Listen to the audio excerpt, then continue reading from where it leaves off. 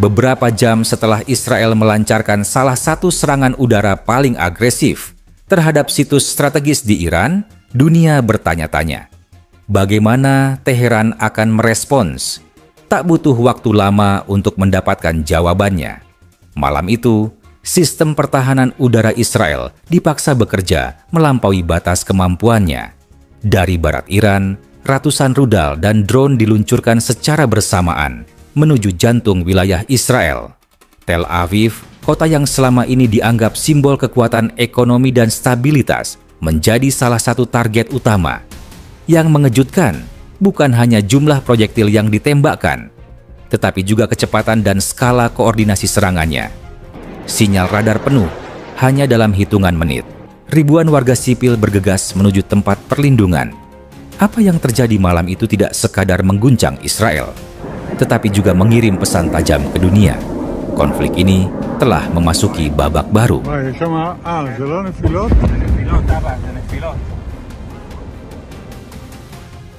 Ketegangan antara Israel dan Iran memang bukan hal baru.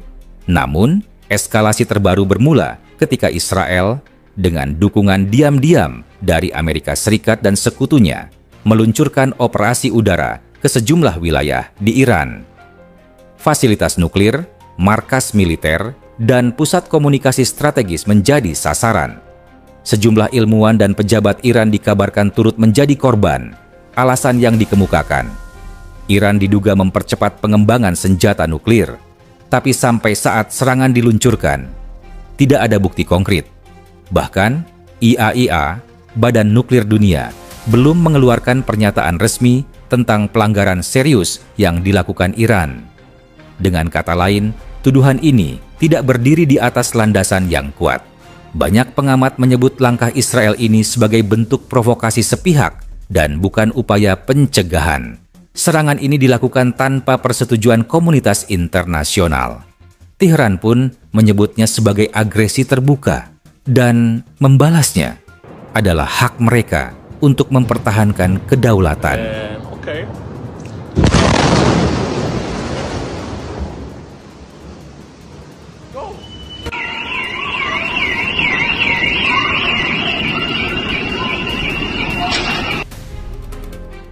Lebih dari 150 rudal balistik, termasuk Shahab 3 dan Sejil, meluncur dari Iran menuju Israel. Ditambah sekitar 100 drone kamikaze dan pengintai.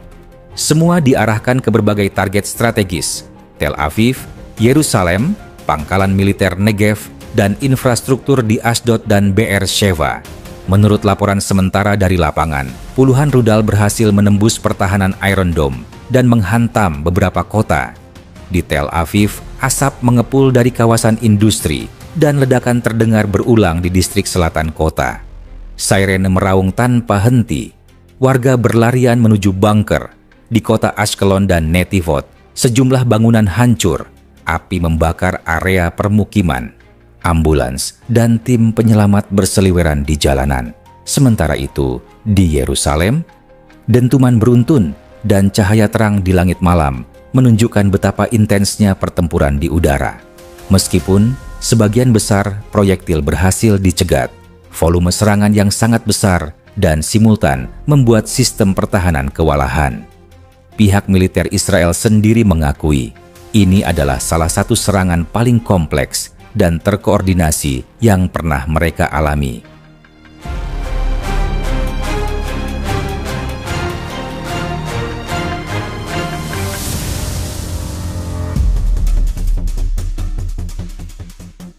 Dalam upaya merespons serangan ini, Israel mengerahkan semua sistem pertahanan udara terbaiknya, dari Iron Dome, David's Sling, hingga Arrow Trig. Sekutu Israel, Amerika Serikat, Inggris, dan Prancis juga ikut bergerak. Mereka membantu melalui deteksi satelit, radar lintas wilayah, dan beberapa aksi intersepsi di pangkalan militer Amerika Serikat di Timur Tengah. Pemerintah Israel mengklaim bahwa sekitar 80–85% rudal berhasil mereka tangkis. Ini tentu menunjukkan efektivitas sistem mereka. Namun, militer Iran menyatakan sebaliknya. Menurut klaim resmi Teheran, puluhan rudal balistik berhasil menghantam pusat komando, infrastruktur militer, hingga kawasan industri vital di Tel Aviv. Mereka bahkan merilis video serta gambar satelit yang, menurut mereka, menunjukkan kerusakan nyata di beberapa titik strategis. Sejumlah analis independen memang membenarkan adanya kerusakan besar di beberapa distrik kota, tapi hingga kini belum bisa dipastikan apakah semua itu disebabkan oleh rudal langsung atau pecahan proyektil yang dihancurkan di udara. Yang jelas, sistem pertahanan Israel tak lagi terlihat sempurna. Serangan berlapis dan simultan seperti ini berhasil mengekspos celahnya. Dan dunia kini menyadari, bahkan teknologi tercanggih pun bisa dilumpuhkan jika ditekan secara masif dan mendadak.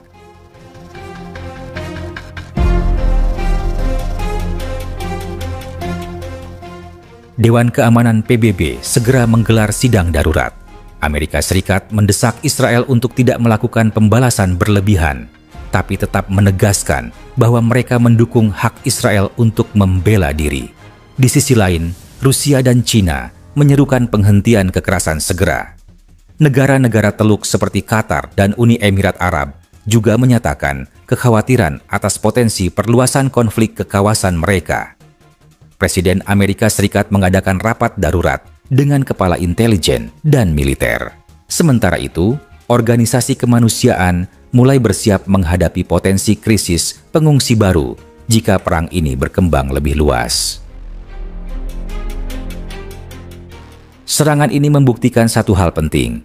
Iran kini memiliki kemampuan serang jarak jauh dengan akurasi dan volume yang berbahaya. Mereka mampu merancang skema serangan kompleks, memadukan drone, rudal, dan saturasi volume tinggi yang cukup untuk mengacaukan sistem pertahanan musuh. Bagi Israel, walau sebagian besar rudal berhasil dicegat, efek psikologis dan kerugian strategis tetap terasa.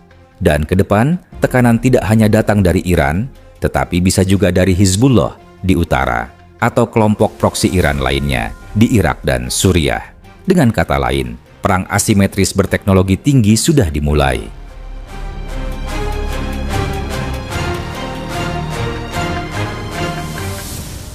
Iran telah menunjukkan bahwa mereka tidak akan tinggal diam saat diserang.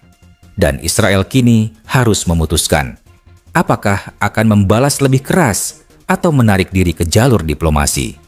Dunia menahan napas, berharap bahwa langkah berikutnya bukanlah tombol peluncuran rudal berikutnya, tapi pintu ruang perundingan yang terbuka.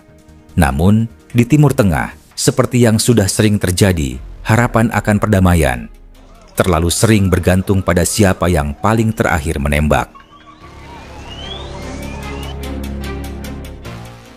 Video ini disajikan dengan tujuan edukasi dan informasi berdasarkan fakta dan analisis yang seimbang. Kami tidak mempromosikan kekerasan, kebencian, atau ujaran kebencian terhadap kelompok manapun. Konten ini menghormati kebijakan YouTube mengenai ujaran kebencian, konten kekerasan dan provokasi, dan informasi yang menyesatkan. Referensi kebijakan YouTube dan undang-undang terkait, Pedoman Komunitas YouTube, Undang-Undang Informasi dan Transaksi Elektronik Indonesia, dan Konvensi Internasional tentang Hak Asasi Manusia.